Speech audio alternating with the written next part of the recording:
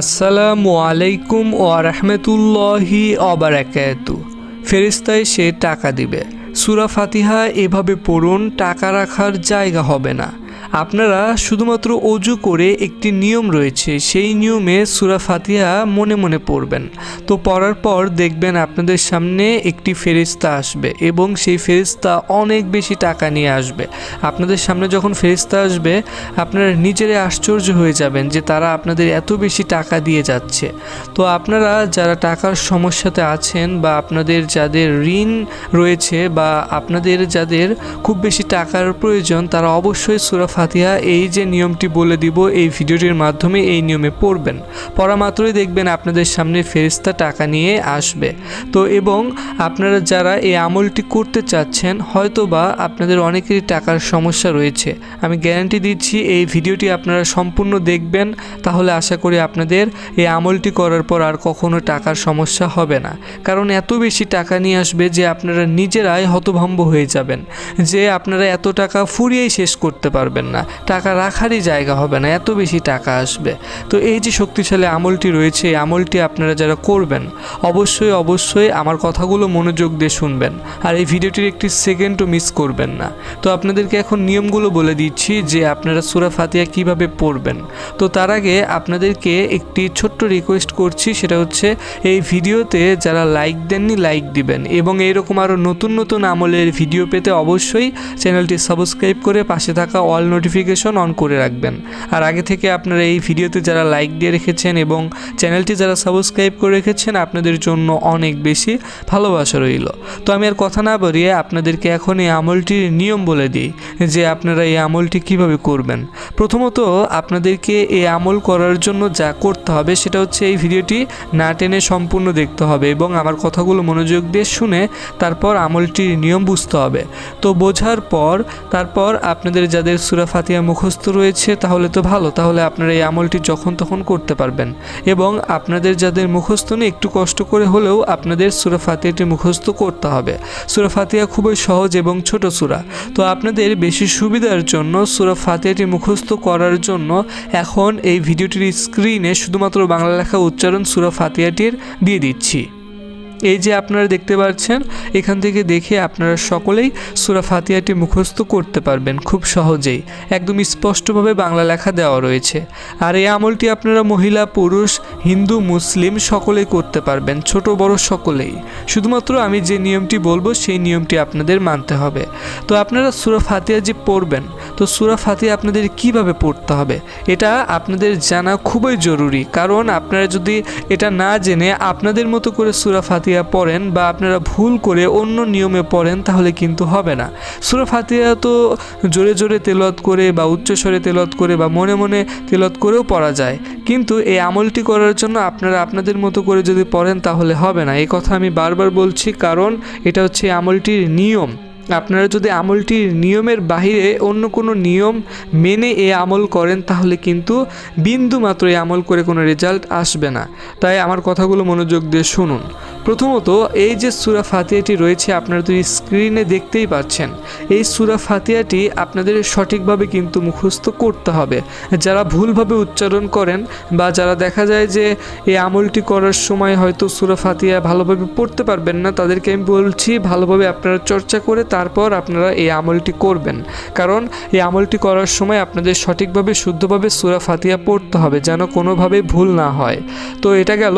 তারপর আপনাদেরকে বলি এই যে আমলটি করবেন, এই আমলটি করার জন্য প্রথমত আপনাদের অবশ্যই আগে অজু অবস্থায় পাক পবিত্র অবস্থায় একটি একাকী রুম বা একাকী একটি ঘর আপনারা বেছে নেবেন, যে ঘরে কেউ থাকবে না। তবে আমলটি করতে বেশিক্ষণ সময় লাগবে না। আপনারা এক কথায় বলতে গেলে এমন একটি জায়গাতে আমল করবেন যে জায়গাতে কোনো মানুষ থাকবে না বা আপনার আশেপাশে কোনো মানুষ থাকবে না, হইচই থাকবে না, এরকম একটি নিলিবিলি আপনারা জায়গা বেছে নেবেন।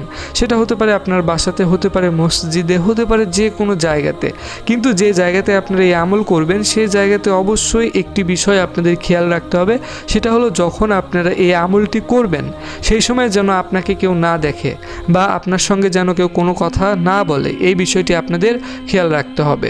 তো আপনারা যখন এই আমল করবেন সেই সময় যদি আপনাদের কেউ ডাকাডাকি করে তাহলে কিন্তু আমলটি করে কোনো কাজ হবে না। তাই আপনারা এই আমলটি করার আগে সবাইকে বলে রাখবেন যেন আপনাকে যেন কেউ ডাকাডাকি না করে। তো আপনারা এরকম একটি জায়গা অবশ্যই বেছে নেবেন, কারণ এই আমলটির বড় নিয়ম হচ্ছে, খুবই গুরুত্বপূর্ণ নিয়ম হচ্ছে এটাই। তো আপনারা অবশ্যই যখন এই আমলটি যে জায়গাতে করবেন কেবলামুখী হয়ে বসবেন, ওযু অবস্থায় বসবেন এবং পবিত্র পরিষ্কার জায়গাতে আপনারা বসবেন। সর্বোচ্চ ভালো হবে যদি আপনাদের বাসায় জায়নামাজ থাকে তো আপনারা জায়নামাজ বিছিয়ে এই আমলটি করতে পারেন। মানে জায়নামাজ আপনারা বিছানার উপরে এই আমল করেন তাহলে জায়নামাজ বিছিয়ে আপনারা জায়নামাজের উপরে বসে থেকে তারপর সেখানে আমল করতে পারেন, বা আপনারা চাইলে যে কোনো জায়গাতে জায়নামাজ বিছিয়ে এই আমলটি সেখানে বসে করতে পারেন।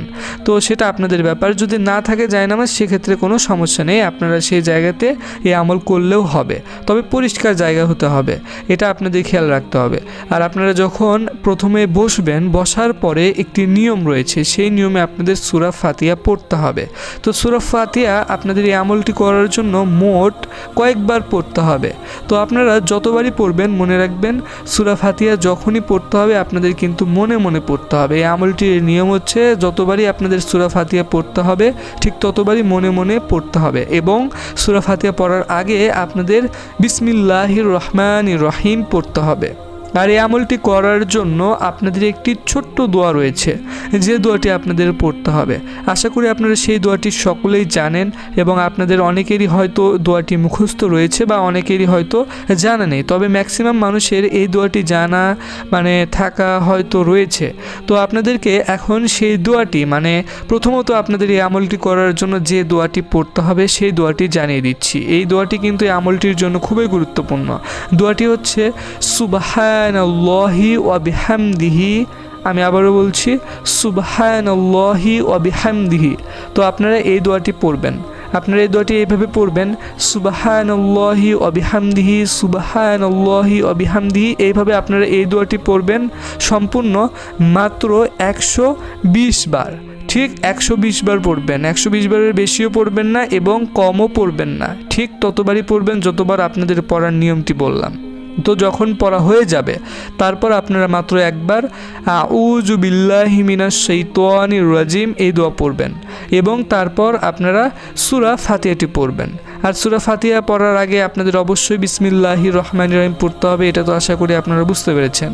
তো আপনাদের এই আমলটি করার জন্য যতটুকু নিয়ম রয়েছে আমি এই ভিডিওটির শুরু থেকে শেষ পর্যন্ত আপনাদেরকে বলে আসছি যে কী কী নিয়ম মানতে হবে বা কী কী করতে হবে।